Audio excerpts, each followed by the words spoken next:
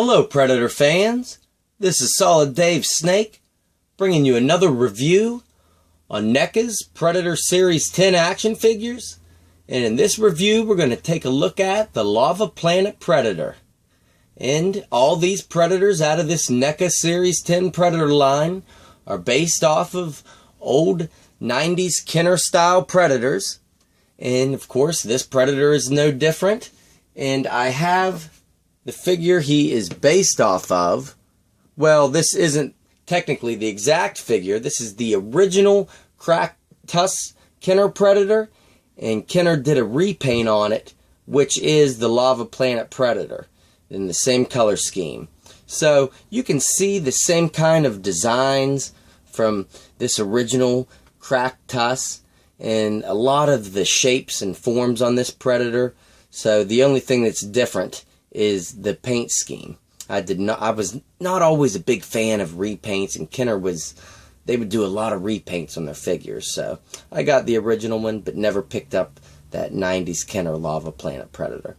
But like I said, you can see some of the similarities within the wrist blade. They are shaped the same.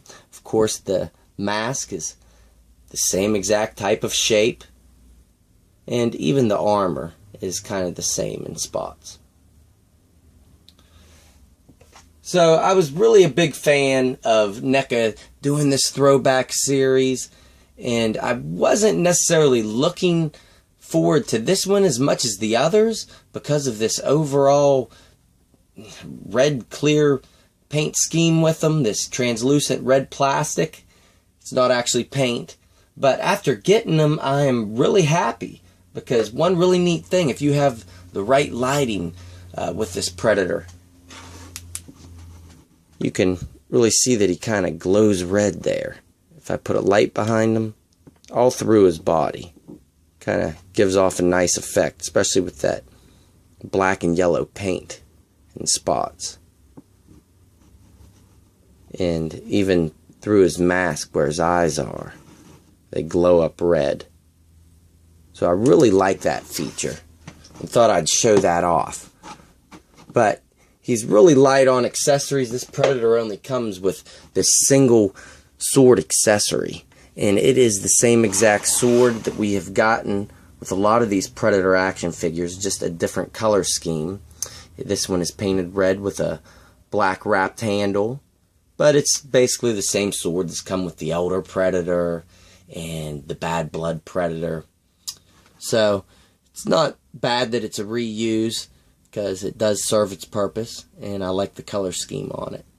And that's the only accessory, but this Predator has a couple nice features. One being his wrist blade here. It will actually extend out like other wrist blades.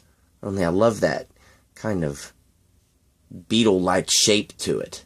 A pincher type shape. So I really thought that was nice, that extended. And he has a permanently attached shoulder cannon here on the back, and it is articulated. You can actually, it has a swivel right here, and it is on a track that you can bring from where it's all the way back and actually get it to go forward and mount up like that. So I really found that neat, that it has that feature. And I'll just take them off this display base and give you a closer look at them. Love the design of that mask.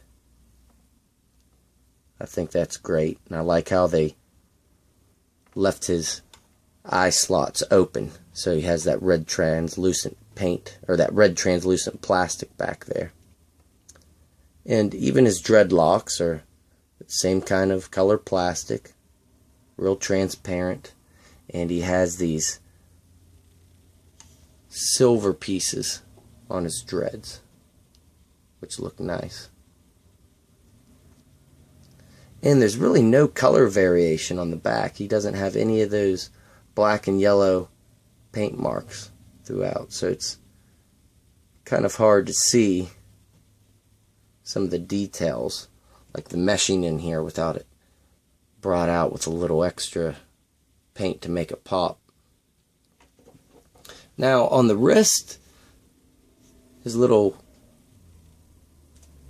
spot right here on his forearm, it does seem to have a little bit of paint detail in it. And on his shoulder, they are painted silver, his armor up there.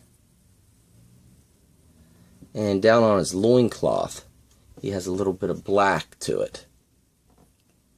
And same thing with the armor down on his ankles.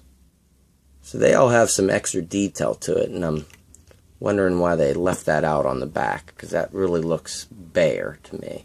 But maybe it's to help any lighting shine through better without any extra paint blocking it from the rear, because you're going to light them up from the back. That's where you're going to want to position your lights. Oh, and to give you a quick look before I go over the articulation, I want to give you a look at this packaging. I really love this Kenner style packaging. I showed it off in my previous review of the Night Storm Predator. Get a little comic art down there. The NECA logo looking like the old Kenner logo down at the bottom. And I'll spin it around to the back and let you get a read on this bio. If you want to pause it and give it a read, feel free. So I kind of like how they gave all these Predators a little extra backstory with those bios in the back. I think that's pretty neat. And articulation wise, this Predator does shine. He's got great articulation and isn't really restricted anywhere. He's got a ball joint at the head, which will get full movement, except for restriction on this side from the shoulder cannon. But you can move it out of the way. Like I said, it's on that track. And get him to look further around on that side if you want. Just be mindful of these lower portions of his mask here getting caught. He's got a ball joint and hinge at the shoulders, which will go that far up and rotate all the way around, but be mindful of this tube here in the back. And he has a ball joint and hinge at the elbows, which has the same kind of articulation as all Predators. Same thing at the hands, a ball joint. Swivel at the waist. He's got the ball joint and hinged hips, which you get great movement out of. And double jointed knees, which will go all the way back. And the ball jointed foot, which gets that standard Predator movement. Nice ankle pivot though. So all in all, if you're a fan of these old Kenner style Predators, this series definitely warrants a pickup. And we have another one coming out. NECA Predator Series 13 is going to have the Renegade Predator, not the Night Storm Predator, the Savage Predator, or Scavenger Predator, and the Cracked Tusk. So, stay tuned guys, I got one more review to do out of this series though, and that will be the Hive Wars Predator. So, stay tuned for that, I'll have it up next. Later.